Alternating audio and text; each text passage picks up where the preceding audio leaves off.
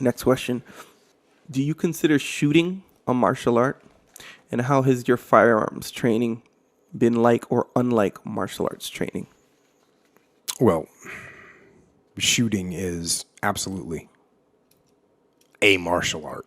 Yeah. I mean, maybe not the way people picture martial arts nowadays, because when you picture martial art, people picture, a guy with a gi on doing karate. That's right. That's the generic picture. To me, that's not martial arts, actually. To me, martial arts is the art of war, the art of the individual warrior skills that it takes. And firearms are absolutely a martial art because it's something that you train. It's something that you get good at. It's something that you need to maintain your skill at. And it is absolutely a martial art. And to me, it's another piece of the puzzle. It's another thing that you need to know how to do.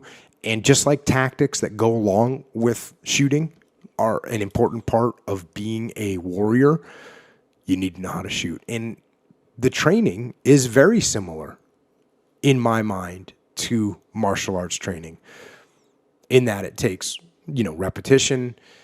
You have to know what the basics are, and you have to repeat those basics, and then you get more advanced. And it's about movement and getting efficient with your movement. And then you want to train it very similar to the way that you train mixed martial arts or martial arts in general. And that is, you're going to have different threat levels and how you're going to deal with them. And you want to deal with your weak side. Can you shoot with your offhand in various environments, in the low light, in the dark, in the rain, you want to mix it up so you're used to all of it. You want to be used to people at close range. You want to be used to people at farther range. And then once you get all those mechanical skills down, then you want to train your mind around this thing.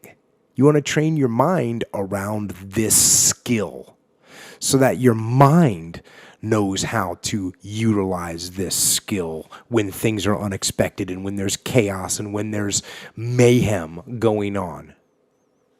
And that's one of the things that I really like about simunition training or paintball training or laser tag training is it allows you to have somebody else shoot back at you, which is just like rolling in jiu-jitsu or sparring Muay Thai or sparring MMA is you have to react to the other person. It's no longer just a kata. Right. It's no longer just shooting paper targets that don't shoot back and don't move. Mm-hmm. So I love to take it once you've got the skills down and then you've got the fundamentals down, then you take the advanced fundamentals and then you begin to train to simulate combat. And I'll tell you, I got these laser tag guns for my son. I just got 2 of them at first, but that escalated very quickly because they were awesome. They were these little Nerf laser tag guns, and you could shoot each other at, I don't know, maybe 100 meters, which is a pretty good shot. Yeah. It was like a pistol. And so when I got these, and as soon as I got 2 of them and I realized how good they were, I bought 2 more so I could go against my son and his friends and they could go against each other. And I taught my son like all the basic military maneuvers that he would need to know. And this is when he was maybe 8 years old. Okay. And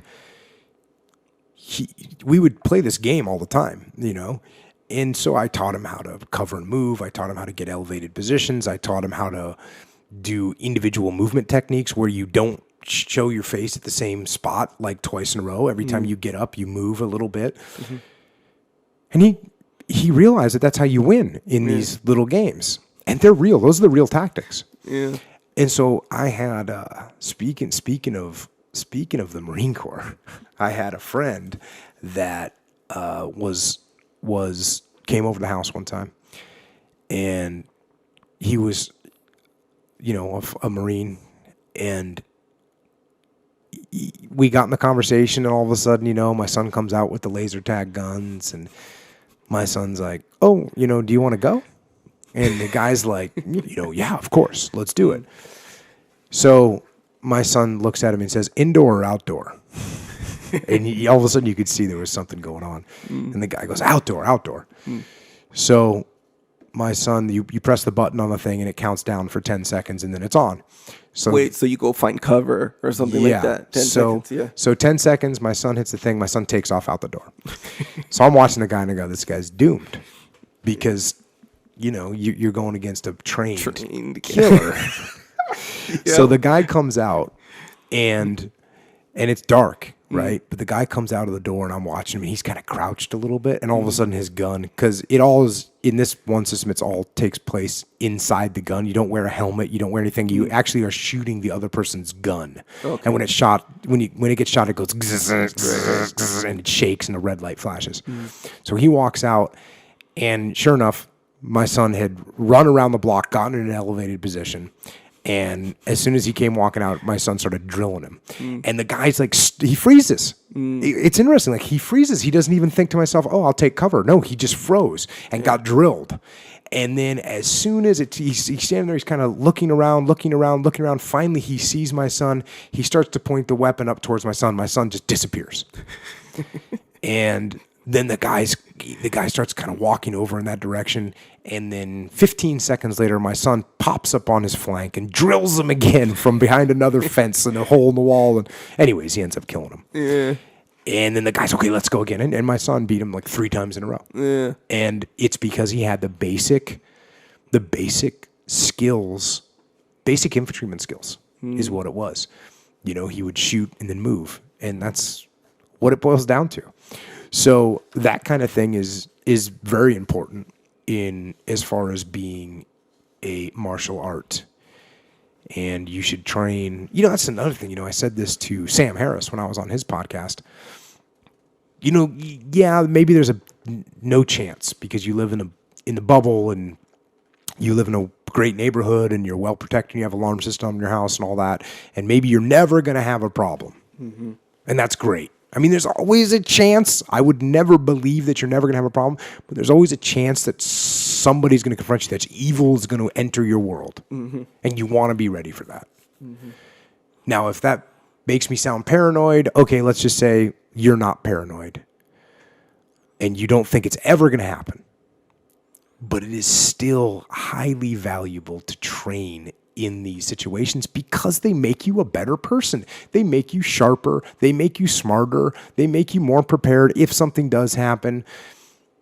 It's just good to know this stuff. And it makes you a better person, more reliable. It's a real skill set. I always was kind of bummed out about basketball or football or baseball because those are there are life skills involved in them. I don't want to say that, but the skill itself, right, of throwing a baseball, of shooting a basketball, of throwing a football is not as valuable as a skill as, number one, a martial artist, Muay Thai, boxing, wrestling, jiu-jitsu, because those are real applicable to life, 100%.